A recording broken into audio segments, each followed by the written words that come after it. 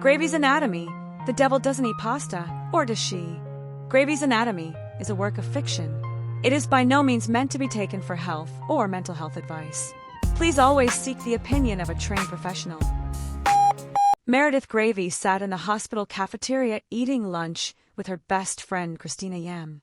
They were talking about an upcoming benefit dinner that was to raise money for Big Hospital.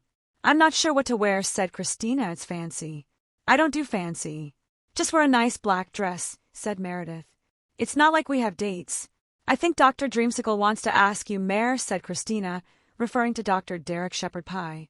"He's been watching you all week." Meredith blushed. "Well, what about Dr. Preston Jerky? He keeps asking you to assist him." Before Christina could think of a reply, their pagers went off. A woman in a wheelchair was being admitted.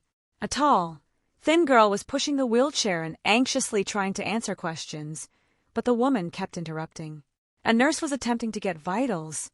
Dr. Miranda Braised took charge with her no-nonsense tone. "Tell us your name and what brings you here today." The woman in the chair sat up very straight and said, "Don't you know who I am?" Everyone stared blankly at the woman. "I am Pam Deviled, editor-in-chief of Hope Brogues fashion magazine. I am world-renowned. What brings me here is my assistant's nonsensical worried fussing." The girl looked apologetic. She passed out in the middle of a conference. "We are really worried. She hasn't had anything to eat or drink but water for a week." Miranda looked serious. "We're going to run some tests, Pam. I need you to go with Dr. Gravy and Dr. Yam." Meredith and Christina had a very difficult time. Pam refused to let them draw any blood because she did not want an unsightly bruise. Her assistant, named Andy, finally convinced her that if she let them draw blood, she would get a makeup artist to cover the bruise. Pam reluctantly agreed. Pam refused to wear a hospital gown. A garbage bag would have been better. She sent Andy for a silk nightie and matching robe. She also had Andy bring silk sheets for her bed, and she demanded that her room be filled with flowers and fragrant air freshener to rid it of that horrible hospital smell. She also wanted to have candles lit to create atmosphere. She was told very firmly that she could have candles, but not to light them for safety purposes. Pam was not satisfied 1 minute with anything and had Andy flying about constantly.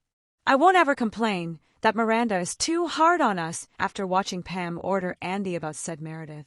Finally, they were able to catch Andy to ask her some questions. "Can you tell us more about why Pam isn't eating?" asked Christina.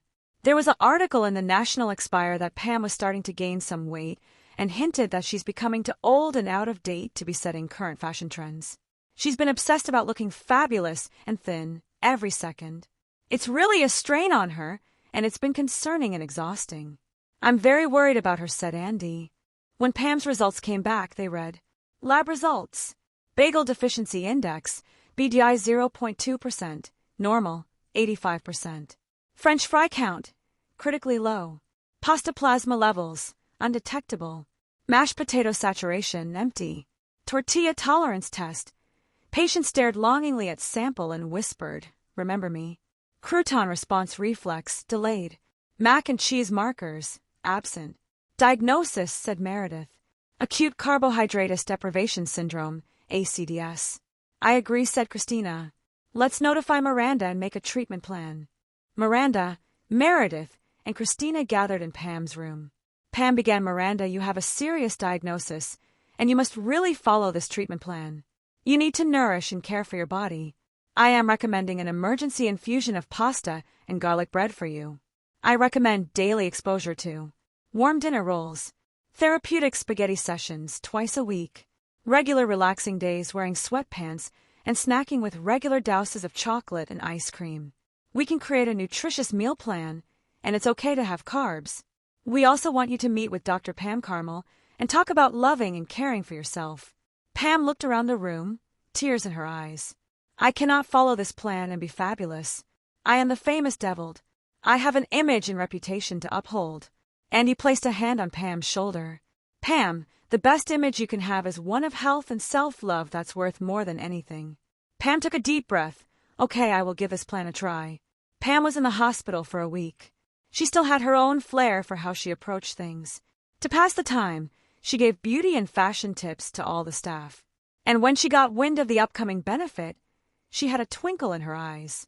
On the afternoon of the benefit, Meredith and Christina were going through their closets, trying to decide what to wear. When the doorbell rang, Meredith opened the door, and there was Andy on the doorstep with a rack of dresses, a makeup and hair artist. Pam insisted that I help you get ready for the benefit. She wanted to say thank you for all you have done. At 6 o'clock, Meredith and Christina were looking at each other in amazement. "We look great," said Christina. Just then the doorbell rang again. Meredith opened the door, and there was Dr. Derek Shepherd Pye and Preston Jerky, both looking incredibly handsome in tuxedos. "We had a note from Miss Pam Devil that there would be 2 beautiful ladies who needed an escort to tonight's benefit," said Derek with a wink. It was truly a night of fun fashion. The hospital was able to raise enough to build a new wing and to increase their other programs. But Meredith thought the best sight that night was seeing Pam Devil eat the delicious main course pasta without guilt. Until next time on Gravy's Anatomy. If you like this video, give it a like and share. Subscribe, and you can always buy me a coffee. Always have hope.